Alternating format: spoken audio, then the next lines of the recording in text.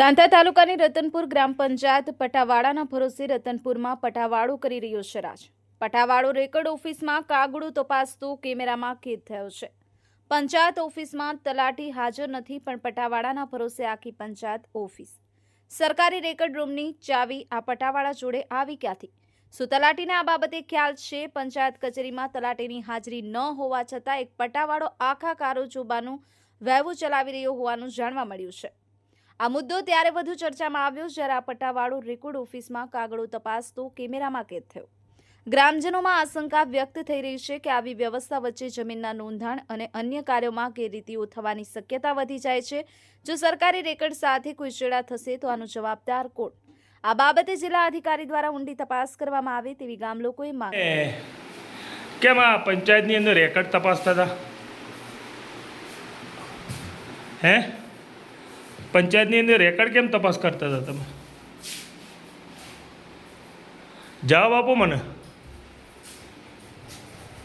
તલાટી number phone કરો પણ તલાટી પણ તમે એકલા જ છો ને? ફોન કરો. તલાટીને શું કરવા? પણ તમે રેકર્ડ ચેક કરતા હતા ને બધું. તાળું ખોલીને તો તમે રેકર્ડ બધું ચેક કરતા હતા ને?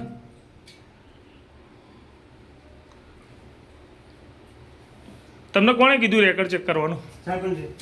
સરપંચે. એટલે હું તપાસ કરવાનું કીધું હતું? શું તપાસ કરવાનું કીધું? તમને કીધું તો હે, તમે જ કહો છો સરપંચે કીધું.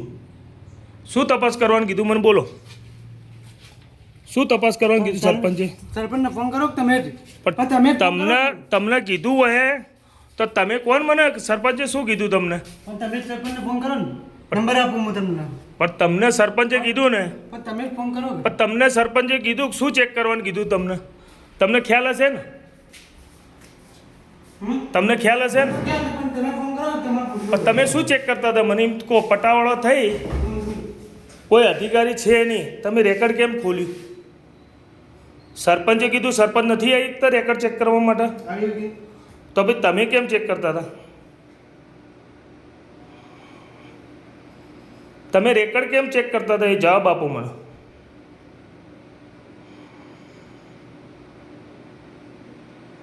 પ્રોપર્ટી કાગળિયા હતા એ જમીનના પ્રોપર્ટી કાગળિયા.